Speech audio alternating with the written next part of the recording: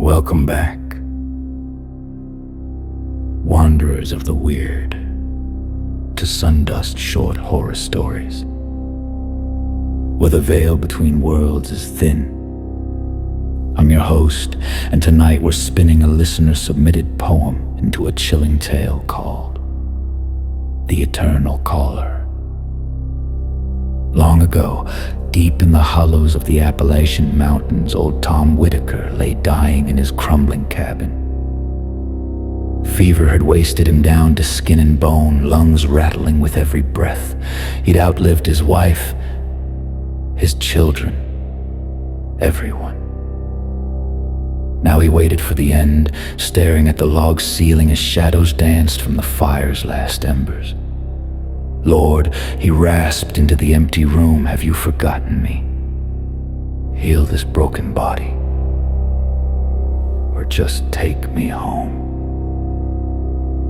Silence answered, only the wind moaning through the cracks. Then, faint at first, a voice drifted in from the night, low, sorrowful, familiar in a way that made his heart stutter. Come to me, Tom. Come to me. Leave this world. Just let it go. It sounded like his Ellie, dead these 20 years. Weak as he was, something pulled him up. He crawled from the sweat-soaked bed, knees buckling, and dragged himself to the door. Cold air slapped his face as he pushed it open.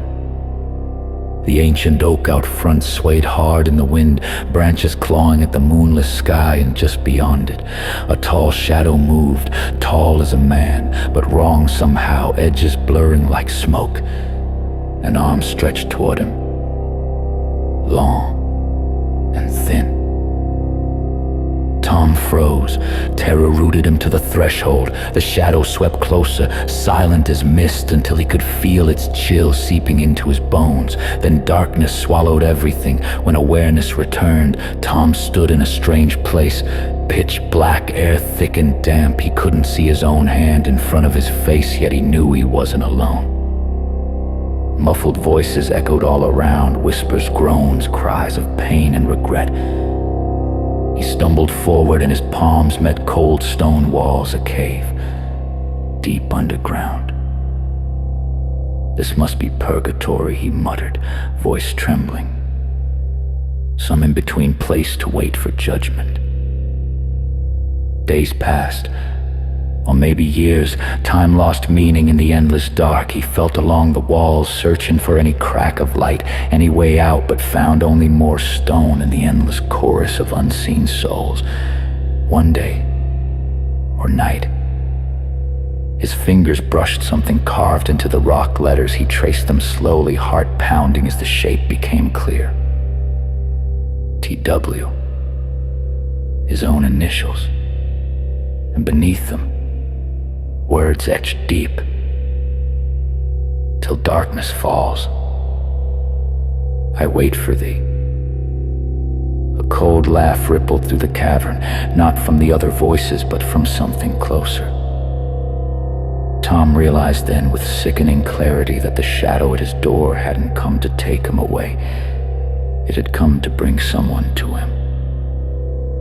Because Tom Whitaker hadn't been dying that night. He'd been the one calling. For a decade, he'd been the shadow under the oak, luring the sick and the lonely into the dark, feeding the cave with fresh voices to keep his own damnation company. And now, the newest soul had arrived. The real dying man. Some poor traveler who'd taken shelter in the abandoned cabin would wake up healed come morning, thinking it was a miracle, while Tom remained here forever, waiting for the next one to answer his call. That's the eternal caller. Be careful what voice you follow in the night.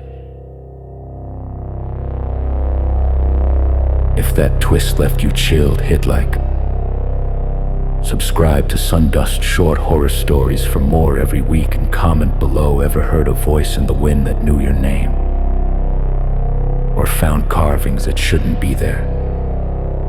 Share it. We might tell it next. Thanks for listening. Stay in the light. Friends. Welcome back, glitch hunters, to Sundust Short Horror Stories, where reality isn't always what it seems. I'm your host, and tonight's listener-submitted mindbender is called Breaking the Simulation.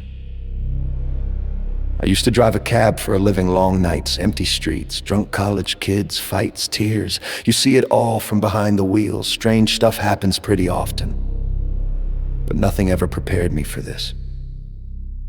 I've always been fascinated by those theories, the ones that say we're all living inside a simulation. Some kind of ultra-advanced computer program. Big-name scientists talk about it like it's plausible. Me, I never took a side. How could anyone ever prove it? Until one humid summer night. I was cruising past the local college around 2 a.m., windows down, radio low, streets still alive with students walking home from parties, laughter echoing, sneakers on sidewalk. Normal night. Then off to my right, up in the sky, a massive light just appeared. No flash, no sound, 1 second, nothing. The next, a glowing rectangular hole hanging in the air about the size of a delivery van. I slammed on the brakes, heart jackhammering. Through the opening I saw a wall, metal paneling, bright overhead lights, thick pipes and bundles of wires running in every direction like the inside of some enormous machine or server room. And standing there, staring straight down at me through the rip, were two giant figures in pure white hazmat-style suits, full coverage, sealed helmets with dark visors. They looked 7, maybe 8 feet tall. For a split second, our eyes met, or at least it felt that way. Their bodies jerked like they'd been caught doing something forbidden. One raised a gloved hand, pointing frantically at me, while the other scrambled at a control panel on the wall. Tools clattered, lights flickered, then just as fast as it opened, the rectangle folded in on itself with a soft and atomic pop. Gone. The night sky was normal again. Stars, streetlights, a couple of confused students staring at my idling cab. I sat there gripping the wheel, mouth dry, trying to process what I'd just seen. A cloaked spaceship? Some secret government drone? I wish. No, deep down I knew. It was a glitch. A tear in the code. For one brief moment the simulation hiccuped, and I got a peek behind the curtain at the technicians, the machinery, the ones running the whole show. They saw me see them, and they patched the bug before anyone else noticed. I never told a soul until now. Who believe a cab driver rambling about giant men in white suits fixing a hole in the sky? But sometimes, late at night when I can't sleep, I stare at the ceiling and wonder, did they flag my file? Are they watching closer now? Or worse, have they already queued the next patch? That's breaking the simulation. Keep your eyes on the sky, friends. You never know when the render might fail. If that one made you question what's real, smash that. Subscribe to Sundust Short Horror Stories for more reality warping tales every week, and comment below. Ever seen a glitch you couldn't explain? A tear in the sky. Lights that weren't there before. Drop your story. We might feature it next. Thanks for listening. Stay aware. And stay in the game.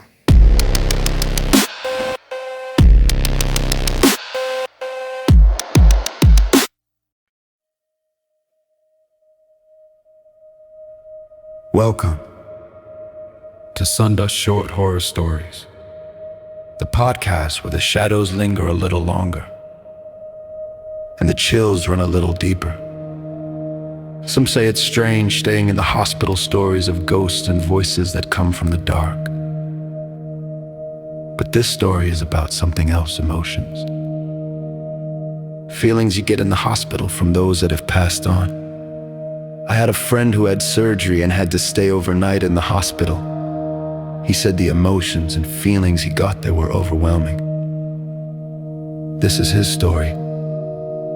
Echoes of the ward.